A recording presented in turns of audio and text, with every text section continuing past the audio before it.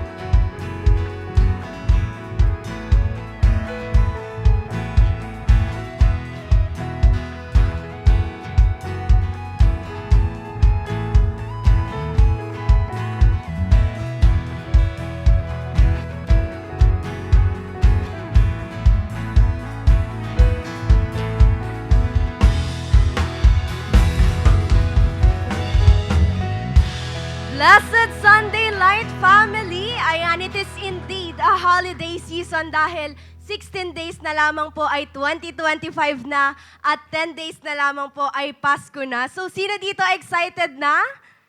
Sino po dito ang grateful at blessed? Amen. Kaya po sa lahat po ng excited, blessed at grateful, pwede ko po bang marinig ang inyong the best na palakpak at papuri sa Panginoon? Hallelujah! Ayan, sige po, maaari na po tayong magsiupo. It is good to see ang inyong best smiles at talaga namang excited na sa mga magaganap pa sa natitirang araw ng taon na ito. Kaya naman po, Light Family, this is indeed the season to reconnect with our family and loved ones. So all the more, every Sunday, we want you to stay updated and connected with the latest updates and happenings dito sa loob ng ating simbahan sa pamamagitan po ng ating Light News. So first announcement po natin is for our School of Discipleship students. So meron po bang SOD students dito? Pwede po bang pakitaas ang kamay? Ayan. So palakpakan po natin ang ating mga SOD students. Ayan, for our SOD students, prepare your best white attire because your graduation will be on December 20, Friday, 7 p.m. here at Light Church. And again, the best na palakpak po sa buhay ng ating mga SOD students.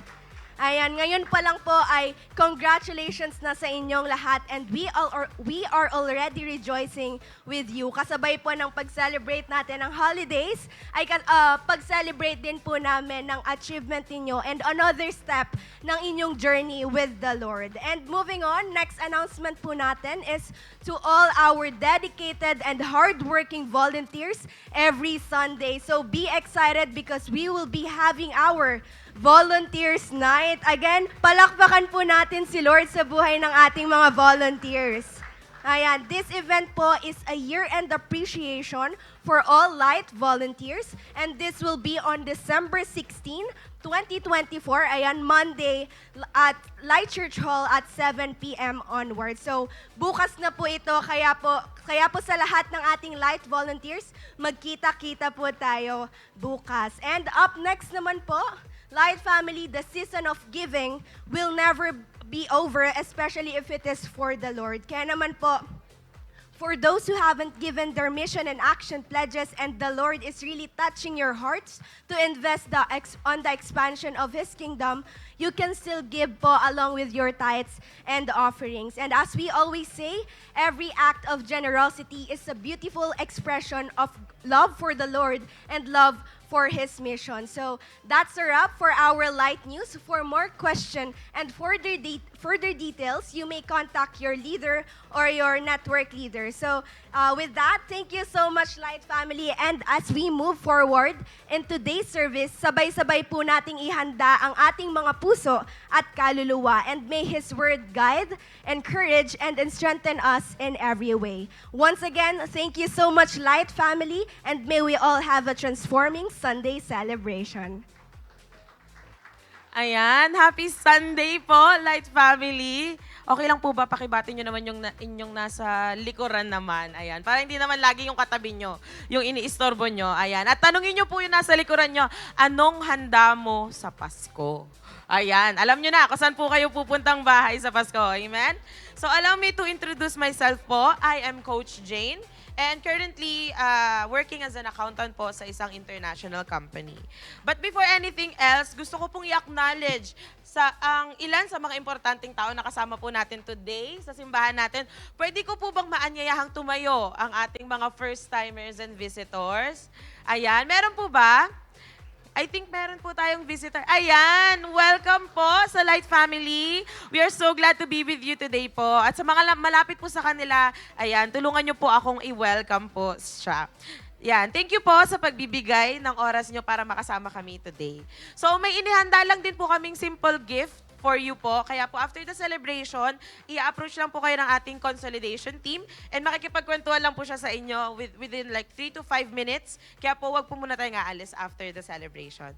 So we'd love to know more about you, kaya po please connect with us. Of course, meron din po tayong mga online first-timers. Ayan.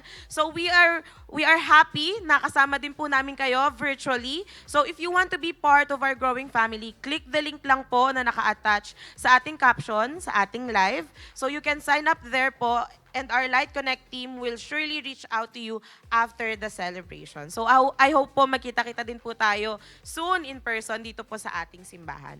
So sino po dito ready nang magbalik at magbigay kay Lord? Parang mahina po. Sino na po dito ang ready magbalik at magbigay kay Lord? Amen. So but before anything else po, no, gusto ko pong i-share sa inyo ang aking testimony po pagdating sa pagfa-first fruit.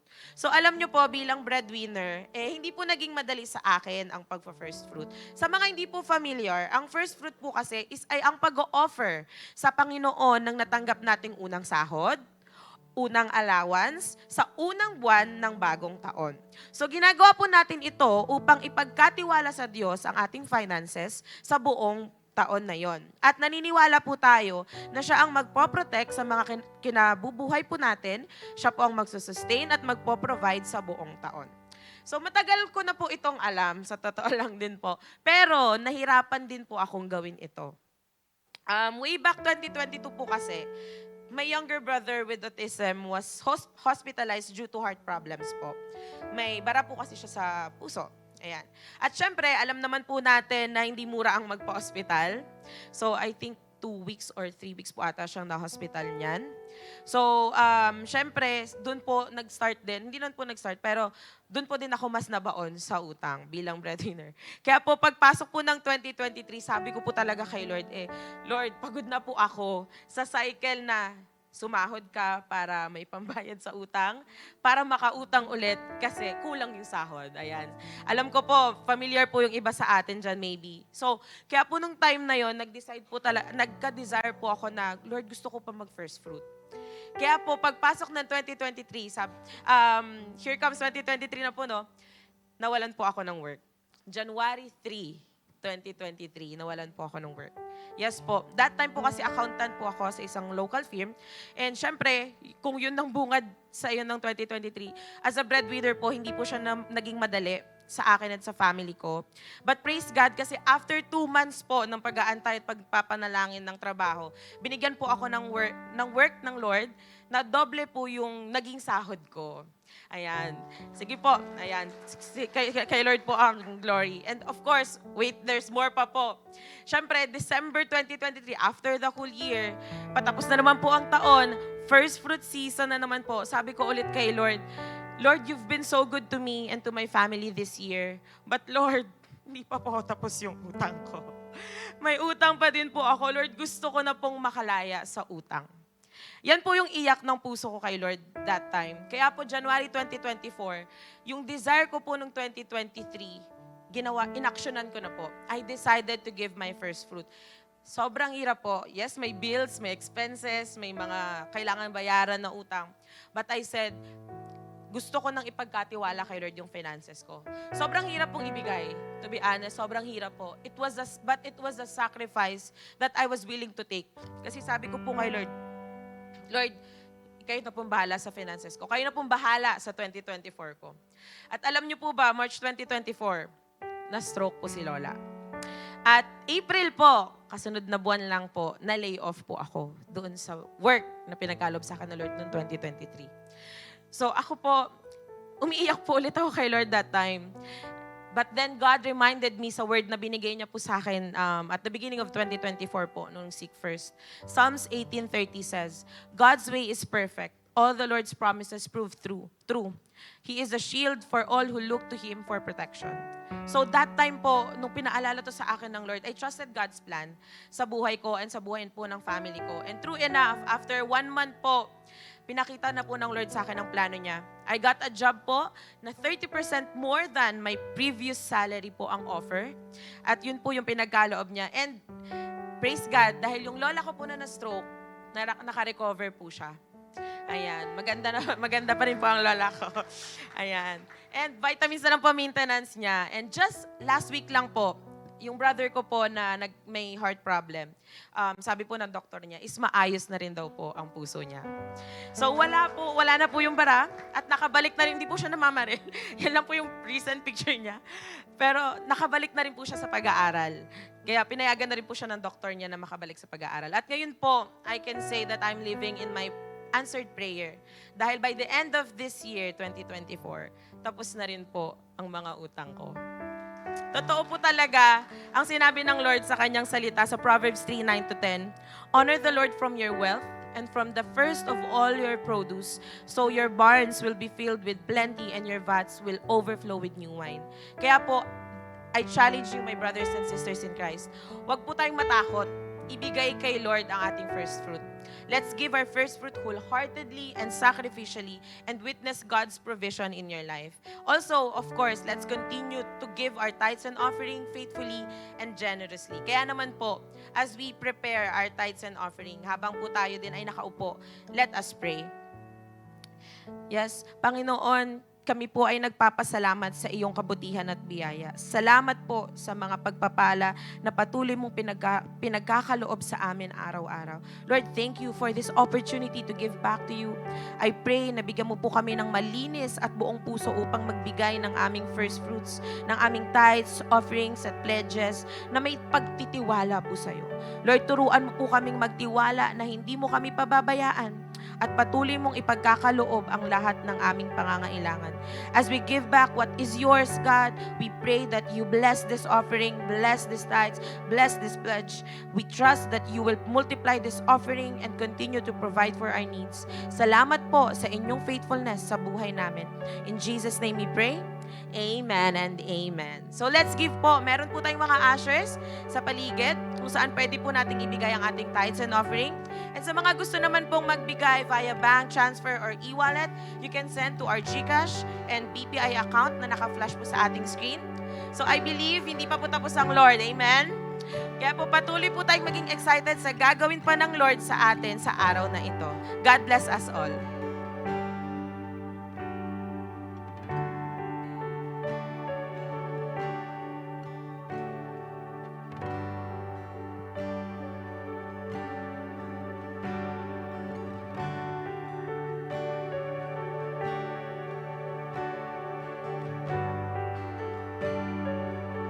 Let us all stand up and continue to praise the name of the Lord through worship.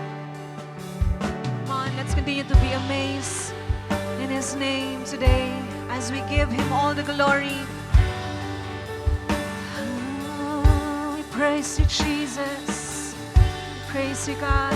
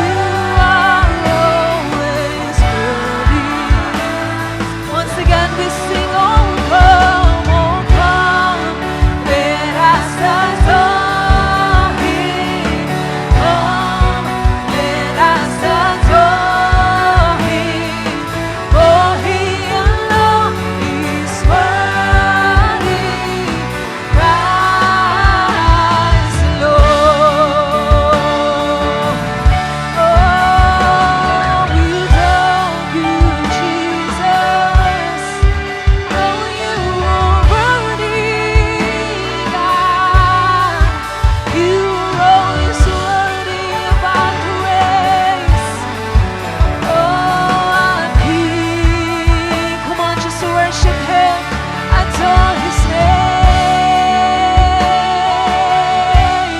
Oh, sing adoration to His name. Oh, you worthy, Lord. You worthy, Lord. Oh, come, let us adore Him. Oh, come, let us adore Him. Come, let us adore Him. For He alone is worthy. Christ the Lord. Oh, come, let us adore Him. Come, let us adore Him. For He alone is worthy. Christ the Lord. Yes, Jesus. Come on, continue to raise those hands to the Lord. Oh, faithful God, who've come to save the world. Oh, we praise your name, Jesus. Oh, come, all ye faithful, joyful and triumphant. Oh, come ye to Bethlehem. Come and behold Him, born the King of angels. Oh, come, let us adore Him.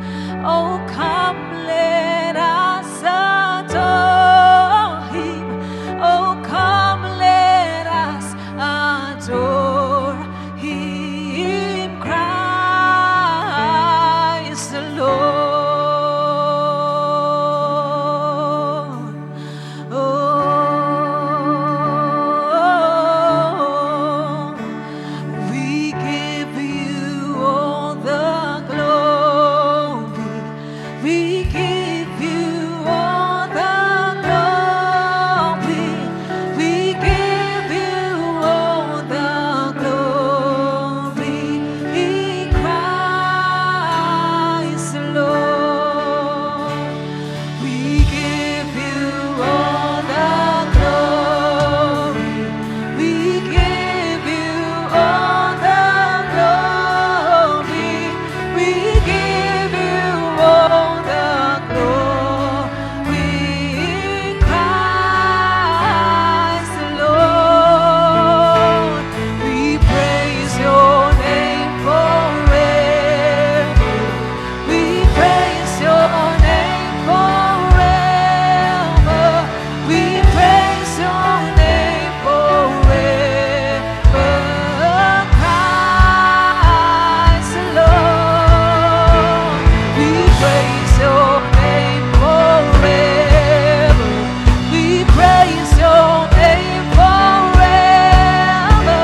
We praise your name forever. Christ the Lord. We praise your name forever. Christ the Lord. We praise your name forever.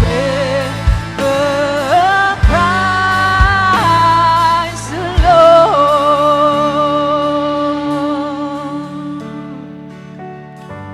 Come on, praise the Lord right now. Raise up your hands. At ngayon pa lang, papurihan mo na ang Diyos. Itaas mo ang ngalan ng Panginoon. The King of Kings and the Lord of Lords. He deserves ating best worship, ang ating best na praises, adoration sa Kanya. Lord, we adore you, God. Salamat, Panginoon, sa pagkakataon na to na kami nakakapagpuri sa iyo, Panginoon. Na itataas namin ang aming mga kamay, na aawitan ka namin, Panginoon. Thank you, Lord, Dahil alam namin that this is the reason why we were created. Bakit kami na-create? Is because kami, Panginoon, ay ginawa mo para magpuri, Panginoon, sa'yo. Para itaas ang ngalan mo. And every time that we're doing this, oh God, napupuno kami, nasasatisfy kami, oh God, at nakukumpleto kami, Panginoon. God, sa mga oras na to, wala kaming ibang itinataas at wala kaming ibang dinadakila, kundi ikaw lamang, Panginoon. Have your way, Panginoon, sa buhay po ng bawat isa sa amin. And God, sa amin pong mga gagawin pa sa araw na ito, sa umagang ito, patuloy nyo kaming samahan. Patuloy na ikaw, O Diyos, ang manguna sa buhay po namin. Thank you, Lord.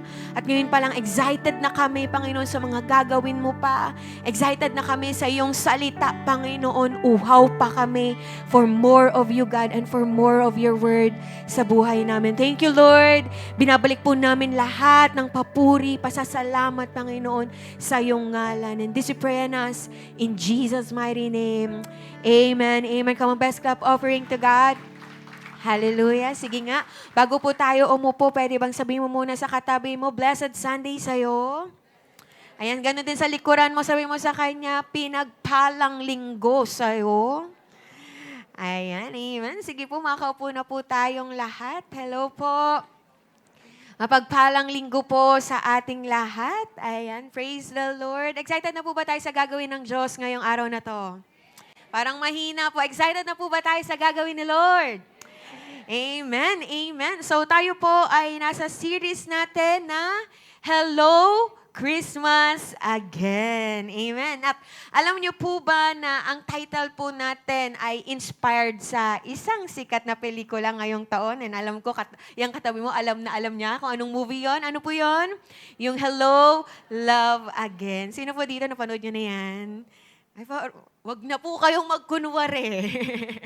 Okay, napanood na po ba natin yan? Hello, Love Again? Amen. Okay. So, alam nyo po, mukhang halos lahat sa atin dito or marami po, okay, sa bansang Pilipinas ang talagang pinanood po ito. Now, alam nyo po ba na as of December 1, 2024, pagpasok po ng Disyembre, okay, ang Hello, Love Again po had grossed over 1.4 billion. Okay, billion po, hindi million. 1.4 billion at the global box office.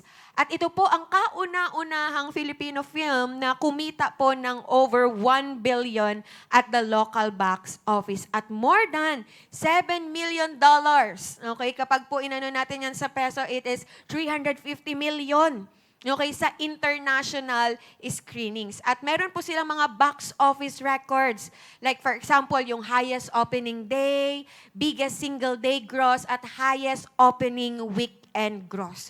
So makikita po natin na itong movie na to ay talagang tinangkilik po, okay, ng mga Pilipino at hindi lang po ng mga Pilipino but even internationally.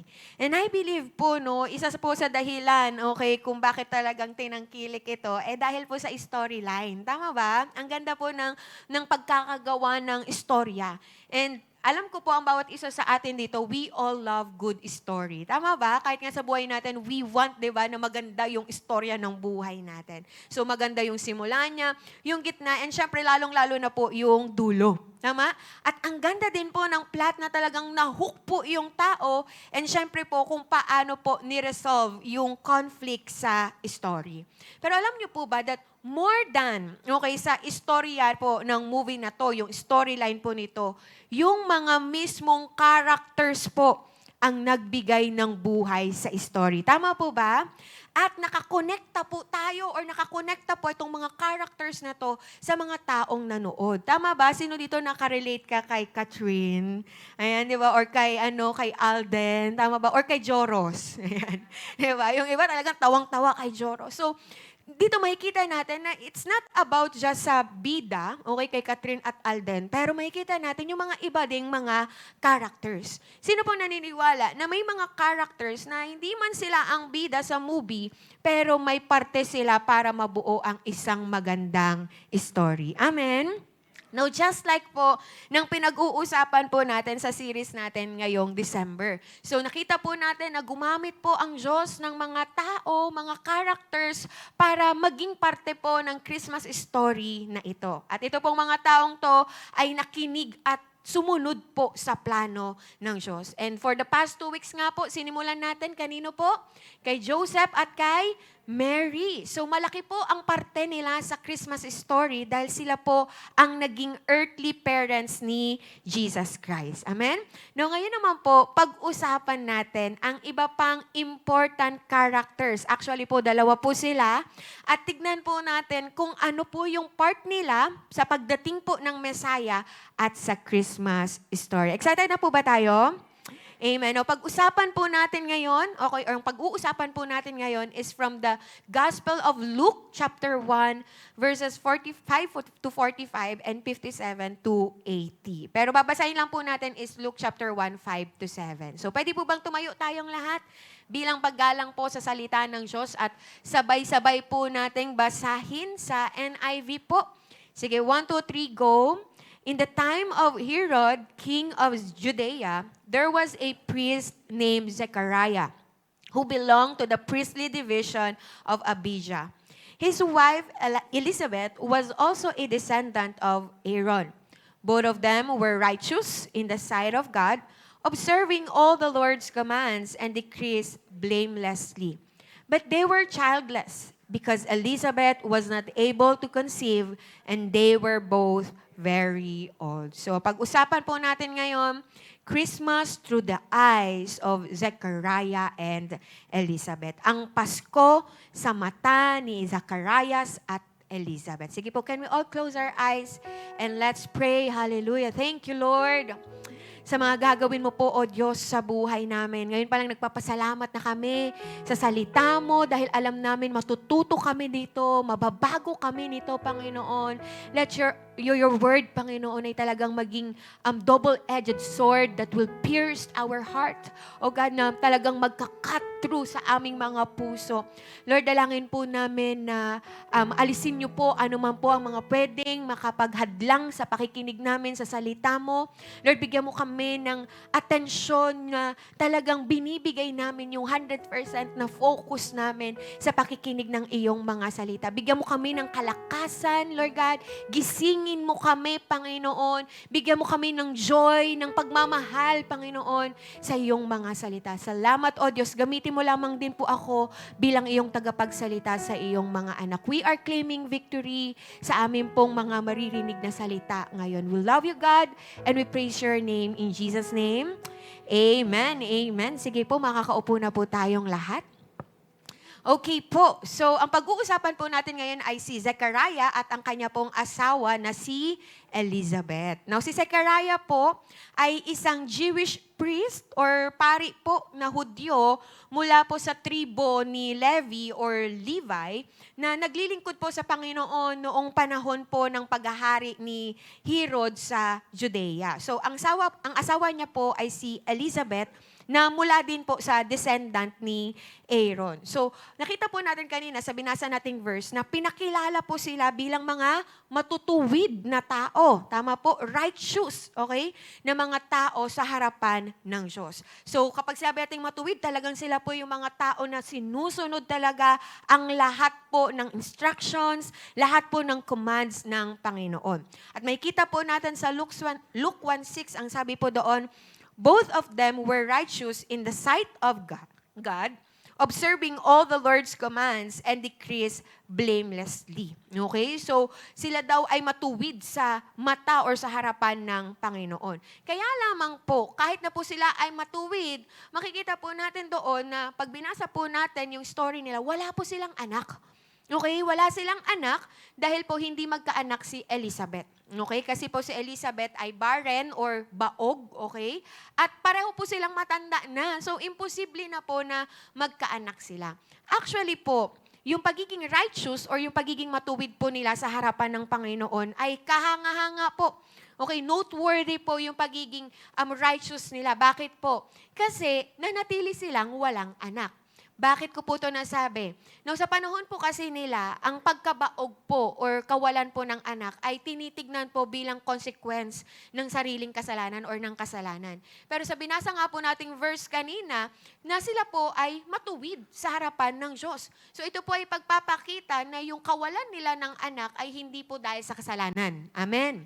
Pero dahil po parte ito ng plano ng Diyos sa buhay nila. Amen? Para mangyari ang purpose ng Diyos sa buhay nila. So, hindi po alam ni Elizabeth at ni Zechariah na hinahanda lamang po sila ng Diyos sa isang pambihirang pagkakataon, sa isang role na magkakaroon ng pagbabago sa situation nila. Amen? So, ngayon po pag-usapan natin, how do Zechariah and Elizabeth see Christmas? Paano nga ba nakita po ni Zechariah at ni Elizabeth ang Pasko? So, unang-una, they see God's perfect timing. Can you say perfect timing?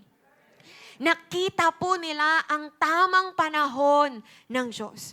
No, kung titignan po natin ang mga nangyari po sa buhay ni Zechariah at ni Elizabeth, pinapakita po dito ang perfect timing ng Diyos or ang tamang panahon ng Diyos sa buhay nila. Ang sabi po sa Luke 1:8-9, isang araw, habang ginagawa ni Zechariah ang duty niya bilang priest ng temple at ang grupo nila ang naka-assign, nabunot ang pangalan niya para mag-offer ng insenso sa altar. Now, alam niyo po ba, listen to this, sinasabi po na mayroong 18,000 to 20,000 priests sa time po ni Jesus Christ. Ang dami po nito. Okay? So, ganun kadami po ang priest nila that time hanggang 20,000. Kaya nga po, ang ginagawa nila, meron po silang mga divisions. May mga grouping sila. Okay? Tapos yung mga grupo na yon, may maa-assign na grupo na 1 week, every 6 months lang makakapag-serve sa temple. Grabe po, no? 1 week, every 6 months, ha? Okay, doon lang sila makakapag-serve sa temple or yung grupo nila. And eto pong panahon na ito, si Zechariah po at ang grupo niya, which is sa grupo po ni Abijah, sila po yung naka-assign, okay, na mag-serve sa temple. And based po sa tradition nila na sinusunod po ng mga pare or ng mga priest, nagkakaroon po sila ng bunutan or yung tinatawag po nilang casting lots. Ayan, may picture po tayo dyan. Okay, yung parang sa dice, tapos through dyan po malalaman kung sino po yung, kung ano po yung task or kung sino yung gagawa ng specific task, okay, ng mga pare. So, nag-casting lot sila. So, sa tradition nila, so magbubunutan silang ganyan, tapos kung sino po yung mabubunot, siya po ang mag-o-offer ng insenso sa altar. At sa dami po nilang priest, ang mabunot po dito ay once in a lifetime opportunity. Bihira po, pambihirang opportunity po na mabunot ka, okay, para mag-offer ng insenso. And actually po, pwedeng sa buong buhay ng isang priest, isang beses lang po siya mabubunot. Okay? At may iba pa nga po na hindi po talaga sila nabubunot at napipili dahil sa sobrang dami ng mga priest. And that time po, sa grupo ni Zechariah, si Zechariah po ang napili. Si Zechariah po ang nabunot, okay, para mag-offer ng insenso sa altar. Now, the question is, coincidence lang ba to? Okay, aksidente lang ba to? I don't think so. Bakit? Sabi sa Proverbs 16:33, we may throw the dice, but the Lord determines how they fall. Yes, nag-casting lot sila, pero si Lord ang magde-determine kung sino ang mabubunot, kung ano ang lalabas. So mapapansin po natin sa dami ng pagkakataon na mabunot siya. Bakit sa panahon na to siya nabunot para mag-offer ng insenso? Sa time na ito, okay, siya nabunot. Naniniwala po ako na timing po ito ni Lord at may plano po ang Diyos kay Zechariah. Amen? Yung isang araw na yun, di ba sabi sa verse, isang araw, yung isang araw na ito na maybe normal lang na pagsiserve ni Zechariah sa temple, ay yun pala ang tinakdang panahon ng Lord para isakatuparan ang plano niya sa buhay ni Zechariah. So what's next? So pumasok na si Zechariah sa loob ng temple. At ang sabi sa verse 10, and when the time, okay, sabi nyo nga time, When the time for the burning of incense came, so nung sinusunog niya na daw yung insenso, okay? Habang sinusunog niya ito, nagpakita po kay Zechariah ang anghel na si Gabriel. Okay? Same na nagpakita kanina kay Mary na pinag-usapan natin last Sunday. At ang sabi po sa Luke 1:12, when Zechariah saw him, nung nakita niya daw si Angel Gabriel, he was startled. Nagulat daw siya and was gripped with fear. Natakot daw po siya. Now, the question is, bakit po ganito ang response ni Zechariah? Now, tandaan po natin that Israel hadn't heard from God in 400 years. Isipin niyo po, 400 years na silent po ang Diyos. Tapos biglang may anghel na lilitaw, na susulpot, without notice, without warning, at magsasabi ng mensahe ng Diyos. Kaya nga po si Zechariah nagulat siya. Okay? At may takot, okay, sa kanya. Pero sinabi sa kanya ni Gabriel sa Luke 1:13, huwag kang matakot, Zechariah. Pinakinggan ng Diyos ang prayer mo. Magbubuntis ang asawa mong si Elizabeth ng batang lalaki at tatawagin mo siyang John. Wow! Di ba sabi natin kanina, hindi sila magkaanak. Bakit? Baog si Elizabeth, okay, barren si Elizabeth at matanda na sila. Pero ang sabi dito ni Angel Gabriel, pinakinggan ng Diyos ang prayer mo. Mabubuntis ang asawa mo. So yung matagal na niyang personal na desire at prayer na magkaanak ay dinidig ng Panginoong Diyos. Tapos na ang mahabang panahon, ang mahabang mga taon ng pagdadalamhati at paghihintay dahil sinagot na ang kanilang panalangin na magkaanak. Pero alam niyo po kung anong sagot ni Zechariah? Ang sagot ni Zechariah in Luke 1:18, paano ko malalaman na mangyayari ito? Matanda na ako. Pati ang asawa ko. So anong nakita niya? Yung katandaan nila. Okay, yung impossibilities parang hindi na kaya. Kaya ang tanong niya, paano yan mangyayari?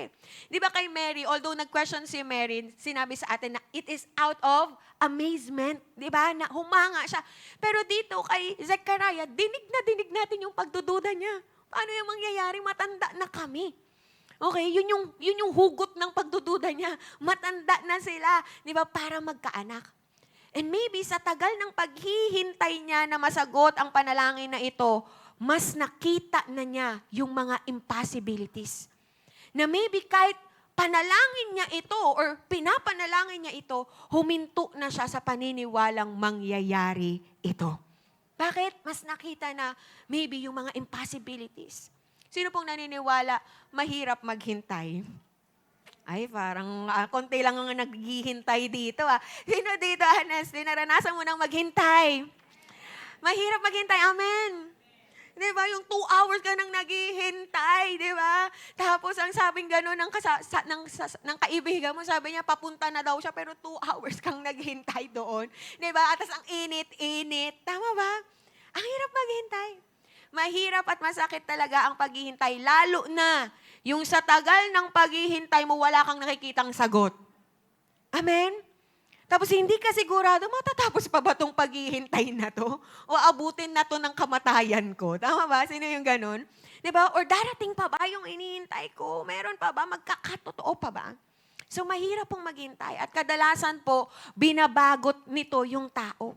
At ito po maybe ang maaaring nangyari kay Zechariah. Sa tagal po ng paghihintay niya at inabot na po na tumanda sila, nandoon na po ang pagdududa kung paano ito mangyayari. Amen?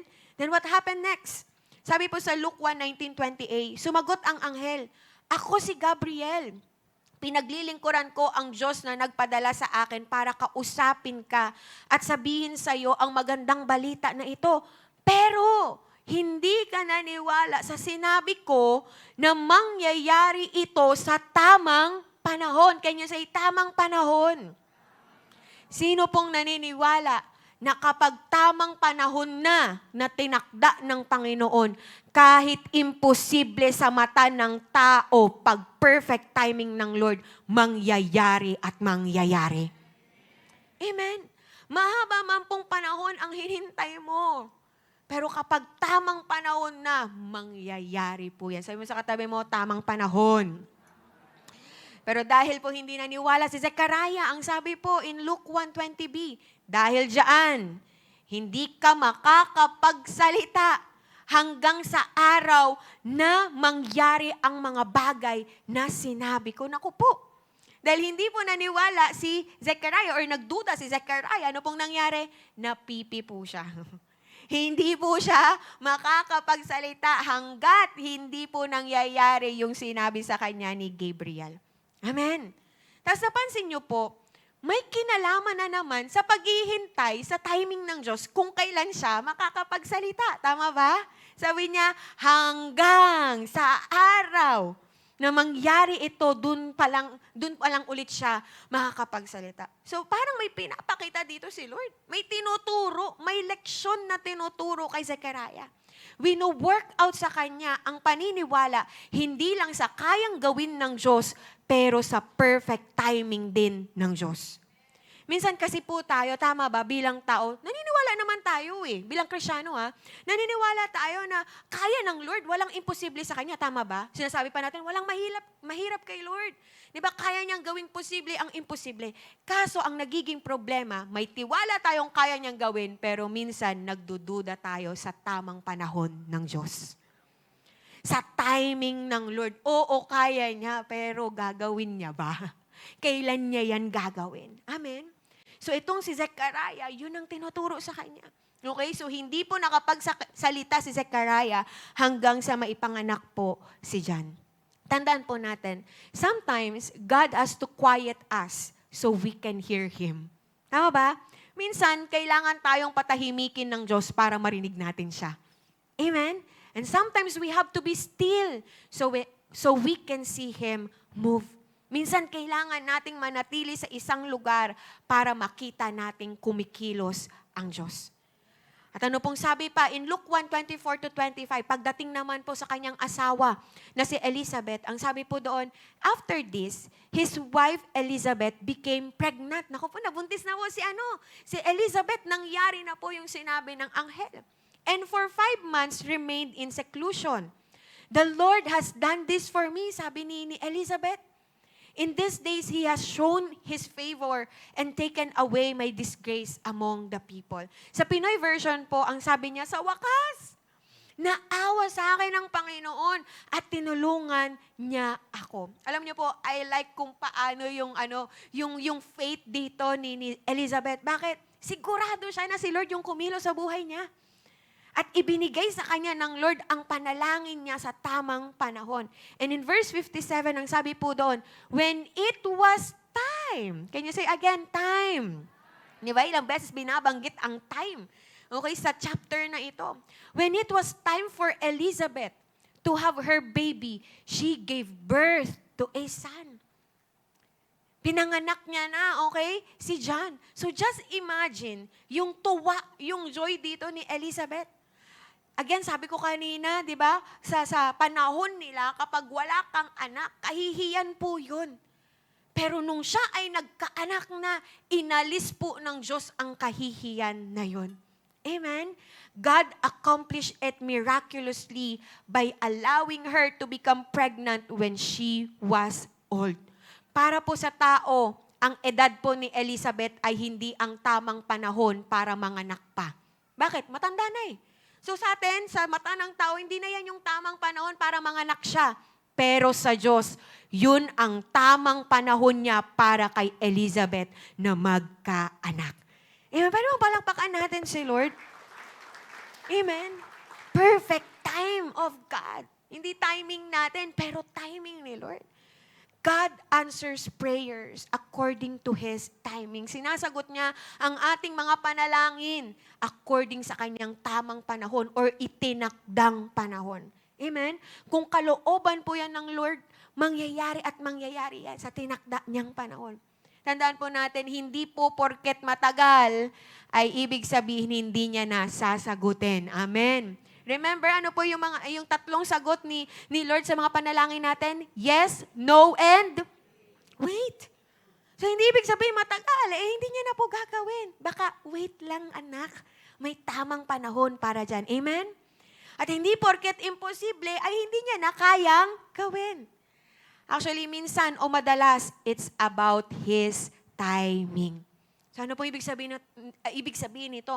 Magtiwala tayo. Hindi lang po sa kayang gawin ng Diyos, pero sa perfect timing din ng Diyos. Amen? Pwede po bang palakpakan natin si Lord? So yun po yung unang-una, nakita nila ang perfect timing ng Lord. Pangalawa po and the last, how do Zechariah and Elizabeth see Christmas? They see God's greater purpose. Nakita po nila ang dakilang layunin ng Diyos. Now, ang purpose po ng answered prayer po nila ay hindi lang po para magkaanak sila. Okay, hindi lang po para matapos na ang matagal po nilang paghihintay na magkaanak. Pero ang greater purpose po ng answered prayer nila ay dahil, ito po, mababasa natin sa Luke chapter 1:14 to 17. Ang sabi po doon, mauuna siya sa Panginoon na dala ng espiritu at lakas ni Prophet Elijah. Ang tinutukoy po dito is sino? Yung anak nila. Si John, okay? Dahil sa kanya, magkakasundo ang mga magulang at mga anak nila. Babalik sa matuwid na pamumuhay ang nagre-rebelde sa Diyos. Ihahanda niya ang mga tao sa pagdating ng Panginoon. Kailangan pong mauna ni John bago si Jesus Christ dahil siya po ang maghahanda sa mga tao sa pagdating ng ating Panginoong Jesus. Amen? Kung si John po ang mag-aanda ng daraanan ng Panginoon, then it means ang kapanganakan po ni John ay senyales na darating na ang Messiah na magdadala ng kaligtasan. So yun yung greater purpose. Hindi lang para magkaanak sila, pero dahil yung anak nila may gagawin bilang or sa pagdating ng Messiah, ng Panginoong Jesus. At alam niyo po ba na intindihan nito personally po ni Zechariah at ni Elizabeth. Sabi po, nung 6 months na, okay, nabuntis si Elizabeth, pumunta po si Mary, okay, sa bahay nila Elizabeth. Ito po yung after na kinausap na ni Angel Gabriel, okay, si Mary. So pumunta daw po siya sa bahay ni Elizabeth. At ang sabi po sa Luke 1:41 to 44, nang marinig ni Elizabeth ang pagbati ni Mary, gumalaw ang baby sa tiyan niya. At ang sabi pa sa verse 44, nung marinig ko ang boses mo, tumalon sa tuwa ang baby sa tiyan ko. Amen? So hindi lang si Elizabeth ang nag-rejoice para kay Mary nung nakita niya ito, pero pati si John, okay? Gumalaw, tumalon daw, okay? Nagalak para kay Jesus. So ang patotoo ni John kay Jesus ay hindi po nagsimula sa tubig ng ilog Jordan, kundi sa amniotic fluid ng sinapupunan ng kanyang ina. Amen? Doon pa lang nagpapatotoo na si John, okay? Sa Messiah kay Jesus Christ. So ang sabi pa po sa verse, napuno si Elizabeth ng Holy Spirit. Kaya malakas niyang sinabi, pinagpala ka sa lahat ng mga babae at pinagpala ang baby sa tiyan mo. Sino ba ako para dalawin ng nanay ng Panginoon ko? So mapapansin po natin dito na inacknowledge po ni Elizabeth na si Mary ay higit na pinagpala kaysa sa sino mang babae. Even higit pa sa kanya. Bakit? Dahil alam po ni Elizabeth na ang dinadalang baby ni Mary ay ang Panginoon niya mismo na magliligtas sa kanya. Alam niya na yung anak niya, si John, ay nakatakdang maglingkod sa baby ni Mary. Na ang anak niya ay forerunner lamang ng Messiah na magtuturo sa the one na mas higit pa sa kanya. Amen? So may kikita po natin dito yung humility and submission po ni Elizabeth sa plano po ng Diyos. Hindi po siya nakipagkompetensya. Hindi po siya, alam mo yun, hindi niya kinompare yung sarili niya kay Mary dahil siya din naman ay nakaranas ng miracle. Hello, tama ba? Matanda na sila pero nakaranas sila ng miracle. Pero makikita natin, hindi siya nakipag-compete kay Mary. Amen, hindi siya nag-compare. Okay? Dahil bakit? Dahil maliwanag sa kanya ang plano at ang purpose ng Diyos. That is why Elizabeth rejoiced, okay, in the presence of the Messiah. So yung pagkilala niya sa kung sino ang Diyos at kung ano ang plano ng Diyos, ito ay nagdulot sa kanya na mag-umapaw ng papuri sa Diyos. Amen? Now, pagdating naman po kay Zechariah, okay, after na pong maipanganak, okay, si John, at nakapagsalita na po ulit siya, this time po, hindi na po pagdududa ang lumabas sa bibig niya. Okay? After po ng lahat ng nangyari, okay, sa kanya, naintindihan niya na po ang plano at purpose ng Diyos. Kaya po anong ginawa niya? Nagpuri po siya at nag-prophesy. Ang sabi po sa Luke 1:67-75, na puno ng Holy Spirit si Zechariah, ang tatay ng bata, at nag-prophesy siya. Purihin ang Panginoon, ang Diyos ng Israel. Grabe. Noong una, bago mangyari lahat to sa kanya, puro siya pagdududa. Tama, paano yan mangyayari? Matanda na kami. Pero ngayon, ang lumalabas na sa bibig niya, purihin ang Panginoon, ang Diyos ng Israel. Dumating siya at niligtas ang bayan niya. Nagpadala siya sa atin ng dakilang tagapagligtas. Mula sa lahi ni David na kanyang lingkod, nangako ang Panginoon nung unang panahon at sinabi ito ng mga banal niyang prophets, ililigtas niya tayo mula sa ating mga kaaway, mula sa mga may matinding galit sa atin. Ililigtas niya tayo sa mga kaaway natin para mag-serve sa Kanya ng walang takot, magiging banal at matuwid tayo habang buhay. So naintindihan na ni Zechariah na anuman ang role ni John, it was just the beginning. Ang Messiah ay darating at ang salvation ng Diyos ay darating kasama niya. So pinuri niya ang Diyos hindi lamang sa ginawa nito, pero pati sa mga gagawin pa nito. At hindi lang yon, nag-prophesy din siya patungkol sa kanyang anak na si John. Ang sabi po sa verses 76-79, anak ko, tatawagin kang prophet ng kataas-taasang Diyos dahil mauuna ka para ihanda ang dadaanan ng Panginoon. Isipin niyo po sa ilang buwan na hindi nakapagsalita si Zechariah, hinanda niyang i-announce ang prophecy na ito na binigay sa kanya mismo ng Diyos patungkol sa kanyang anak na si John.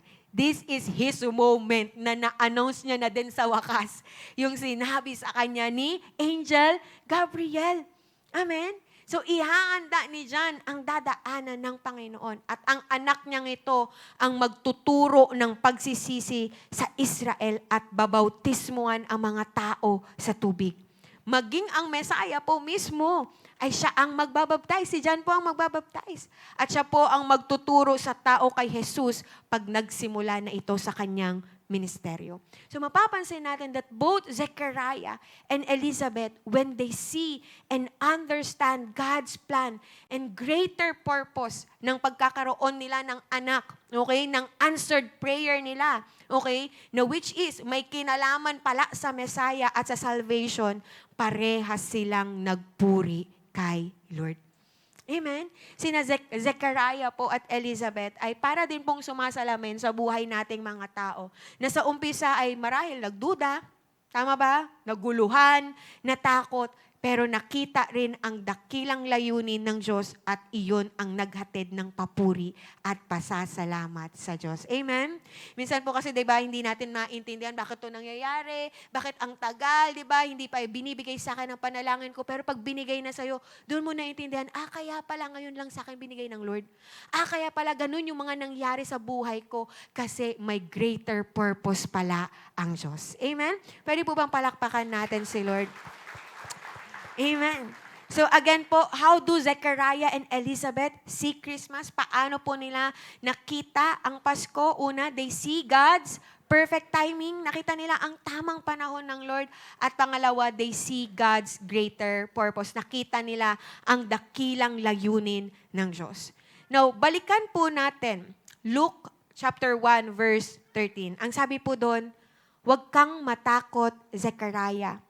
Pinakinggan ng Diyos ang prayer mo. Magbubuntis ang asawa mong si Elizabeth ng batang lalaki at tatawagin mo siyang John. Can you say John? Now, the child was to be called John. At alam niyo po ba kung anong ibig sabihin ng John? It means God is gracious. At alam niyo din po ba na ang pangalang Zechariah, ang ibig sabihin niya is God remembers. Accidental lang ba na ito yung pangalan niya? At ito ang ibig sabihin ng pangalan niya. Sa tagal ng panahon na naghihintay siya sa anak, God remembers. And the name Elizabeth, it means God's promise or God is my oath.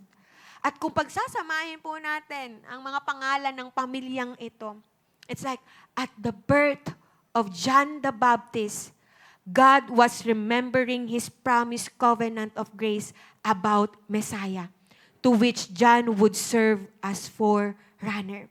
Sa pagsilang daw po ni John, inaalala po ng Diyos ang kanyang pangakong tipan ng biyaya tungkol sa Messiah, kung saan si John po ay magsisilbing tagapagpauna.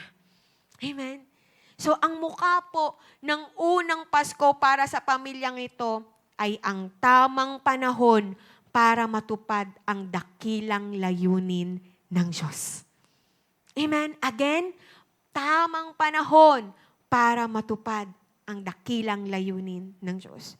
Isang paalala rin po to sa atin ng Diyos na tumutupad siya ng panalangin ayon sa kanyang dakilang purpose sa tamang panahon. Amen? God answers prayers according to His timing for the fulfillment of His greater purpose. Amen? So, ano pong gagawin natin? Okay, may gagawin po tayo. Una sa lahat, trust God's perfect timing. As an application po, pagkatiwalaan po natin ang tamang panahon ng Diyos. Trust God perfect timing. Sabi mo nga sa katabi mo, pagkatiwalaan mo ang tamang panahon ng Diyos. Amen? Kung meron man pong nakakaalam ng tamang panahon, si Lord po yun. Amen? Bakit po? Sino po bang nakakaalam ng future natin? Si Lord. Amen? Minsan po kasi tayo, kala natin, di ba? Minsan naggagaling-galingan tayo. Hindi, ito yung tamang panahon, di ba? Para sa atin. Pero hindi naman natin alam ang future. Hindi natin alam kung ano yung mga mangyayari sa hinaharap. At ang bukod tanging nakakaalam lamang po ng future natin ay walang iba kundi si Lord. Amen? That is why siya din po ang nakakaalam ng tamang panahon sa lahat ng mga panalangin natin. Amen? Huwag po natin pangunahan ang Diyos sa timing niya. Amen po ba? Maybe baka po may iba sa atin dito nagsasabi, Pastora, ang tagal ko na pong naghihintay. Honestly po, I know na nakakapagod po maghintay. And minsan po, may pain na kasama ang paghihintay, lalo na kung yung matagal mo nang pinapanalangin o hinihintay ay nararanasan na ng iba. Sino dito yung gano'n yung, Lord, bakit siya nararanasan niya na? Isang beses siya palang pinanalangin, ako ilang taon ko nang pinapanalangin. Tama ba? May kasamang pain yung paghihintay mo, hindi lang nakakapagod kasi matagal, pero may pain din kasi nakikita mo na yung iba nararanasan na yung pinapanalangin mo. Amen. Pero ikaw naghihintay ka pa rin. May mga tanong na, mangyayari pa ba? May mga tanong na, kailan naman yung turn ko? Darating pa ba? Tama ba? Natanong niyo ba yan? Darating pa ba, Lord? Ang tagal ko nang naghihintay. Mangyayari pa ba, Lord, yung pinapanalangin ko? That is why kahit alam natin kaya ng Lord, pero dahil sa tagal ng paghihintay natin, dumadating sa time na nagdududa na tayo kung gagawin pa ba ni Lord. But remember this, God has not forgotten you. God remembers you. Amen? Hindi ka nakalimutan ng Panginoon. Sabi mo sa katabi mo, hindi ka nakalimutan ni Lord. May tamang timing lang si Lord. Amen? No matter how long you've waited, hindi ka kinalimutan ng Diyos. Amen? Pwede bang palakpakan natin si Lord? Amen? Trust His timing. Alam niyo po, dalawang bagay lang siguro na natutunan ko sa buhay ni Zechariah at Elizabeth. Una, God often waits until things are humanly impossible and then He does what He can do. Minsan po, hinihintay muna ng Diyos na maging imposible muna sa tao ang isang bagay para makita natin na kapag once nangyari yon, alam natin si Lord yon, hindi tayo. Yung kapag imposible na sa tao, doon kumikilos ang Panginoon. Yung tipong kung kailan malala na, tinaningan na, doon biglang gumaling. Yung kung kailan walang-wala ka ng pera, Walang-wala ka nang mapagkukuhanan, dun bigla kang pinagpala ng Lord. Kung kailan sinabihan ka ng doktor, imposible nang magkaanak ka. Dun ka nagkaanak. Tandaan natin mga kapatid, alam ng Diyos ang ginagawa niya at alam ng Diyos kailan siya kikilos. Amen. So trust God's perfect timing. At pangalawang application natin, number 2, when the right time comes, train yourself to see God's greater purpose. Train yourself to see God's greater purpose. Sanayin mo ang sariling makita ang dakilang layunin ng Diyos. Amen? May greater purpose po ang Lord sa lahat ng mga nangyayari sa buhay natin. Amen? Just like po sa buhay nila Zechariah at Elizabeth, God's plan ay hindi lang ang magkaanak sila, pero ang gamitin ang anak nila sa darating na Messiah. Amen? Hindi lang para sa kanila ang answered prayer nila. Amen?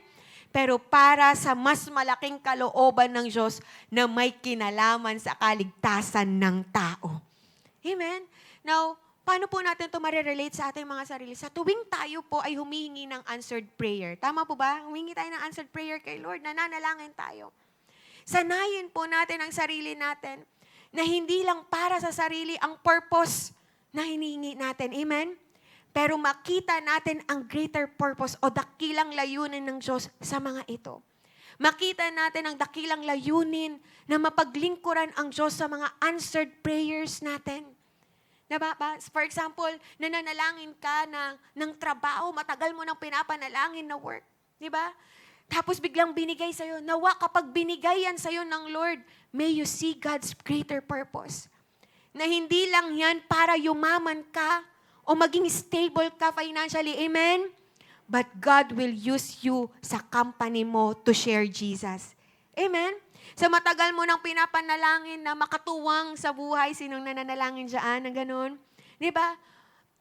Listen to this. Nawa, kapag binigay na sa'yo ng Lord, may you see God's greater purpose. Na hindi lang basta may makasama ka sa buhay, pero makakasamang maglilingkod sa Lord at gagawin ang mission na pinapagawa sa inyo ng Lord. Amen? Sa matagal mo nang pinapanalangin na anak, sino pong nananalangin? Tagal nang pinapanalangin na anak. Tandaan natin kapag binigay ang anak sa'yo, tandaan mo na hindi lang siya, alam mo yun, kukumpleto ng pagiging isang babae. Di ba, pagiging isang babae mo or bubuo ng isang pamilya ninyo. Pero hayaan mong magamit siya ng Lord sa paglilingkod sa Kanya. Dedicate that son or daughter kay Lord. Amen? At nawa kapag natanggap mo na to, huwag kang mawala sa Diyos.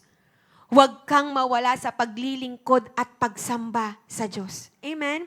Kundi mas lalo kang magpuri at maglingkod kay Lord dahil sa dakilang layunin niya. Alam niyo po, minsan tayo, tagal mong nananalangin ng trabaho, nung nagkatrabaho, nawala kay Lord.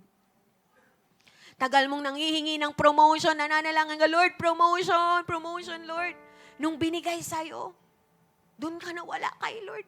Ay, busy na po kasi ako na-promote po kasi ako sa work. Okay. Pinanalangin mo kay Lord, pero nung binigay na sa'yo, nawala ka. Tagal mo pinapanalangin na anak. Nung binigay na sa'yo, nawala kay Lord. Nag-stop sa paglilingkod sa Panginoon. Nawa kapatid, kapag nakuha natin yung answered prayer natin, hindi mo lang makita yung purpose niyan, pero bumalik ka nawa kay Lord at magpurit, magpasalamat sa Kanya. Sanayan natin yung answered prayer ay hindi lang pangkumpleto ng pagkatao natin, pero ang makumpleto ang testimony na mag-glorify ang Diyos. Amen. Sige, palakpakan po natin si Lord. Pag nakita mo na to, pag natanggap mo na to, ibalik mo sa Diyos ang pasasalamat at pagsamba mo sa Kanya. Amen. May natutunan po ba tayo? Again, 2 bagay na gagawin natin. Una, trust God's perfect timing. At pangalawa, train yourself to see God's greater purpose. And this time, as we close our eyes, sige, pikit mo yung mata mo. I believe na lahat tayo dito ay kinakausap ng Panginoon. Maybe you're that person na, just like Zechariah and Elizabeth, may matagal ka ng panalangin na hinihintay mong matupad. Or maybe, you're also that person na may answered prayer ka, may answered prayer ka na hawak mo na yung answered prayer na yan. And God is telling you to use that answered prayer for His purpose. Na gamitin mo yung sagot sa panalangin mo, sinagot na panalangin mo para sa dakilang layunin ng Diyos. I don't know kung sino ka or kung nasaan ka sa dalawang ito. Ikaw ba yung naghihintay? O ikaw yung tumanggap na ng answered prayer? At kailangan mong gamitin yan for God's purpose. Pero sa mga oras na to, God is speaking to all of us here. Idulog mo muli kung ikaw yung tao na naghihintay na matupad ang panalangin mo at maybe dahil sa tagal ng panahon na pinapanalangin mo yan, may mga pagkakataong nagdududa ka na darating pa ba, Lord? Maybe may mga pagkakataon na sumuko ka na, sinukuan mo na yung pananalangin dyan, or maybe pinapanalangin mo pa rin naman, pero may pagdududa na sa atin. Pinapanalangin pa rin naman natin, pero hindi na natin nayayakap yung pananampalataya natin na mangyayari pa ito. Pero sa mga oras na to, through God's word na narinig natin kanina, why not this time, idulog mo muli sa Panginoon ang panalangin mo. Ano mang matagal, or kaano man katagal, ka nang naghihintay sa katuparan para matupad yung pangako na yan or yung panalangin na yan. Why not idulog mo muli? Kung sumuko ka na sa pananalangin dyan, idulog mo muli sa Panginoon. Kung nagduda ka na, why not this time? Itaas mo muli ang pananampalataya mo sa Panginoon. God remembers you. He has not forgotten you. Hindi ka nakalimutan ng Panginoon. It's just mayroon lang siyang tamang panahon para sagutin ang panalangin mo. At kung yung pinapanalangin mo ay kalooban ng Diyos, tandaan mo to. Kapag tamang panahon na, kapag tinakda ng panahon ng Lord, walang makakapigil, walang makakahadlang, mangyayari at mangyayari yan. Walang tao, walang sino pa man, walang edad, walang sakit, walang kahit anong sitwasyon ang pwedeng humadlang dyan. Kapag tinakda ng panahon ng Diyos, mangyayari at mangyayari yan. Walang impossibilities ang pwedeng makahadlang dyan. So trust God's timing right now. Pagkatiwalaan mo, hindi lang yung kayang gawin ng Diyos sa buhay mo. Hindi lang yung kapangyarihan ng Diyos, pero pagkatiwalaan mo din ang tamang panahon ng Diyos. His perfect timing. Alam niya kung kailan siya kikilos. Alam niya kung kailan niya ibibigay ang panalangin mo. Yung matagal mo nang inaasam at pinapanalangin, alam niya kung kailan niya yan ibibigay para sa'yo. His timing is perfect. Never early, never late, but perfect. Always perfect. Thank you, Lord. Thank you, God. Kamambalik sa pagtitiwala muli sa tamang panahon ng Diyos. Balik sa pagtitiwala muli na alam ng Diyos ang kanyang ginagawa at kung kailan siya kikilos. May tinuturo lang siya sa atin. Maybe meron lang minumod sa atin si Lord na patience, na pagtsatsaga habang naghihintay ka. Huwag kang mapagod manalangin. Huwag kang mapagod sa paghihintay mo. Huwag mong sukuan ang mga pangako sa iyo ng Panginoon. Sa tamang panahon, ipagkakaloob niya yan. Thank you, Lord. And this time, kung ikaw yung tao na sinasabi mo, Lord, I trust your timing. I know that you have greater purpose sa lahat ng ito. Kung ikaw yung taong yon na nananampalataya muli, tinataas muli ang pananampalataya at pagtitiwala sa Kanya, pwede bang tumayo ka ngayon? At itaas mo ngayong dalawang kamay. Come on. Thank you, Lord. You are perfect in all of your ways, God. Perfect ang kaparaanan mo. Perfect ang timing mo. Perfect, Lord, ang panahon mo. Come on, declare this. Itaas mo ngayon yung pananampalataya mo. You are perfect, Lord. Ilagay mo ang pananampalataya mo kung sino ang Diyos. Siya ay mabuti. Siya ay tapat. Siya ay makapangyarihan. Siya ay hindi nakakalimot. Thank you, God. Oh, yarabasiki, yarababababa.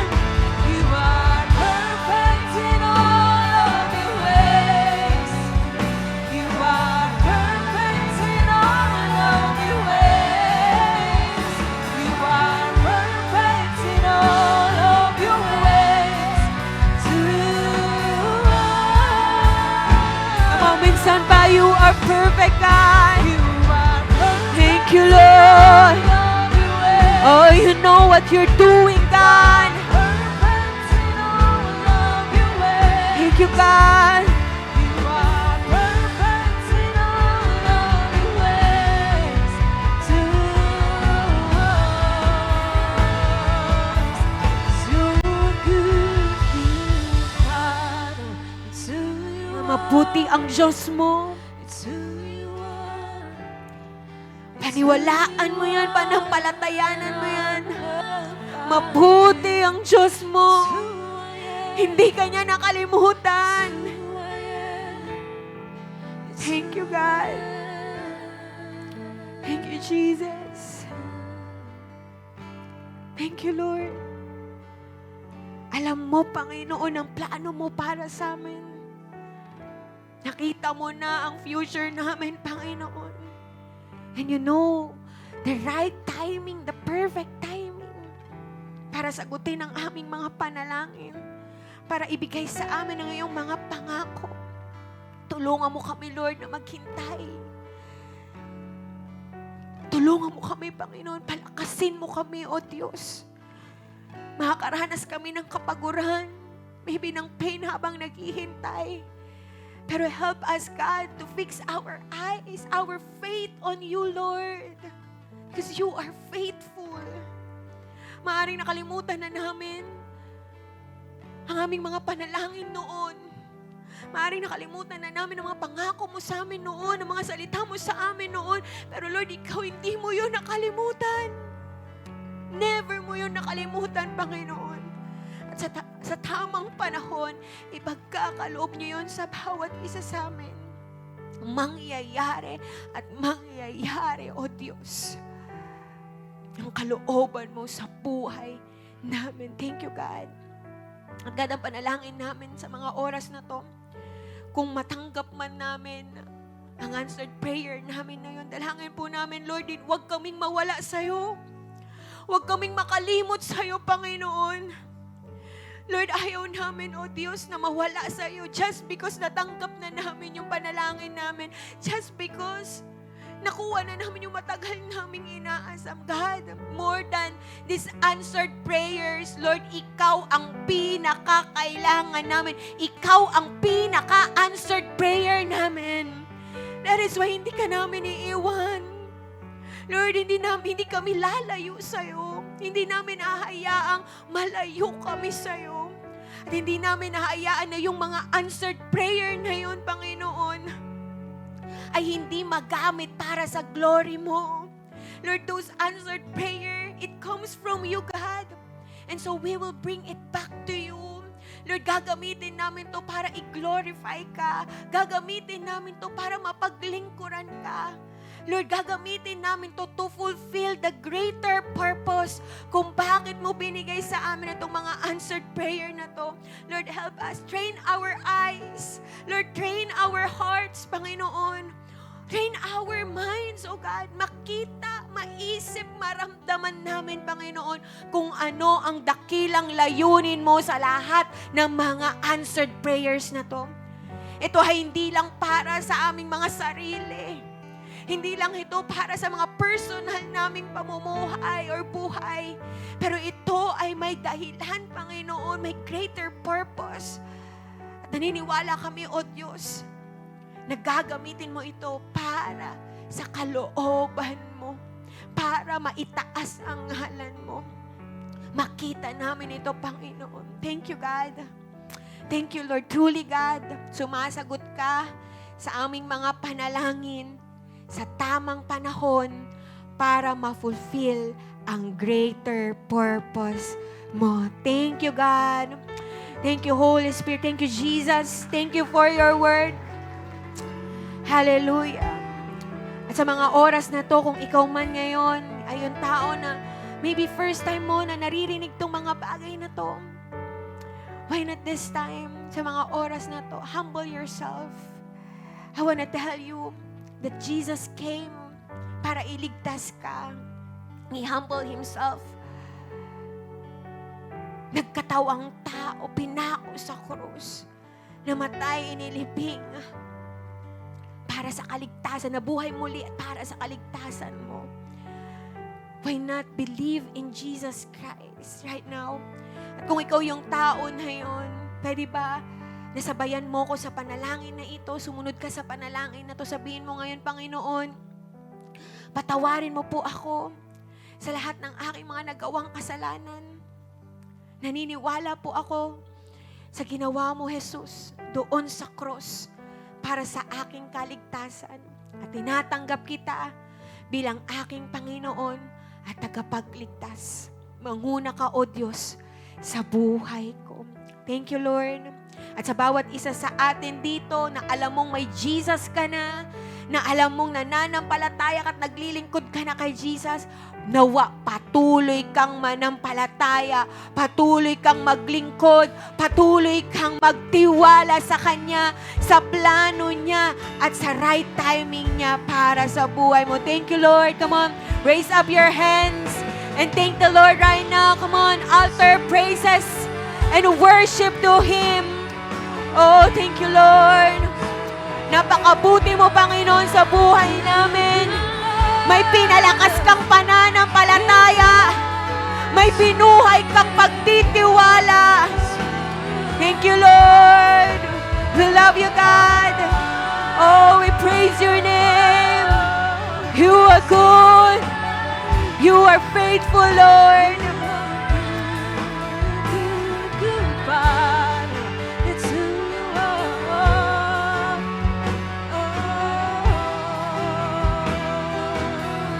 God. Lord, binabalik po namin lahat ng papuri, pasasalamat sa iyo lamang. We love you, we praise you, and this we pray and ask in Jesus' mighty name. Amen. Amen. Come on. Best up offering to God. Amen. There's a reason to celebrate. Mulai Church is the reason to celebrate. Ano yung Chris sa mga nahuli po ng kanilang tithes and offering, yung basket na nila po sa harap. I'll just sing this song together one more time. Come on, church.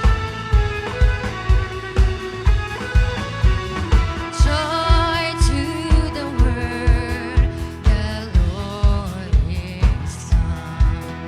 Let earth receive her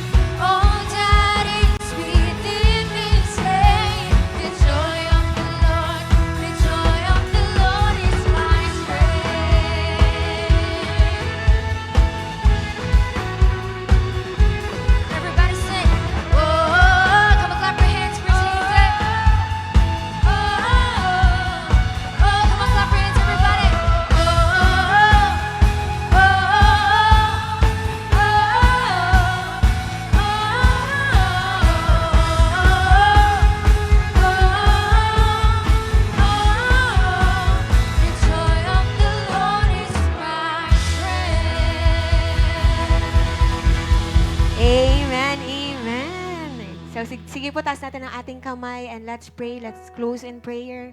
Come on, pasalamatan mo ang Diyos. Thank you, God. Thank you, Jesus. Thank you, Holy Spirit. Salamat, Panginoon, sa iyong salita. Na truly, Lord, nagbabago ng aming mga puso, O God. Lord, nagtatransform sa amin. And Lord, nagpatuloy na nagbibigay sa amin ng kalakasan, O Diyos. Lord, nagbabalik ng pananampalataya at pagtitiwala namin sa iyo. Salamat, O God. Napakabuti mo, O Diyos, sa buhay namin. At Lord, truly that you are faithful. You are good, O God. Lord, hindi ka nakalimot sa iyong mga anak. It's just meron ka lang tamang panahon, right timing, perfect timing. Pagkatiwalaan po nawa namin yon. At ganun din makita namin, patuloy na makita namin ang greater purpose mo sa lahat ng mga nangyayari at binibigay niyo po sa amin. Thank you, Lord. And God, patuloy niyo pong pagpalain ang aking mga kapatid na ito. Patuloy niyo pong silang samahan, proteksyonan, Panginoon, saan man sila magpunta. And dalangin po namin sa lahat ng aspeto ng kanilang buhay, makita nila, O Diyos, ang pagkilos mo, the miracles, Lord God, sa buhay nila, ang patuloy nilang maranasan. This time, pwede bang i-receive mo ngayon ang pagpapala ng Panginoon? The Lord bless you and keep you. The Lord make His face shine upon you and be gracious to you. The Lord turn His face toward you and give you peace. Thank you, Father. Thank you, Jesus. And thank you, Holy Spirit. Sa iyo po, O Diyos, lahat ng papuri at pagsamba. This we pray and ask in Jesus' mighty name. Amen. Amen. Ingat po tayong lahat. God bless po at magkamayan po tayo.